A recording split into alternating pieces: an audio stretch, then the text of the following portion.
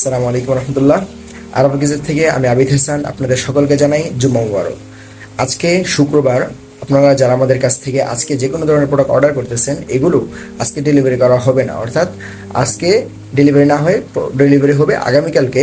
আমাদের আজকে শুক্রবার, মার্কেট বন্ধ, এই জন্য আজকে ডেলিভারি পসিবল না, এবং ডেলিভারি আগামীকালকে হলে আপনারা রবিবার অথবা সোমবার আপনার পার্সেলগুলো হাতে পেয়ে যাবেন।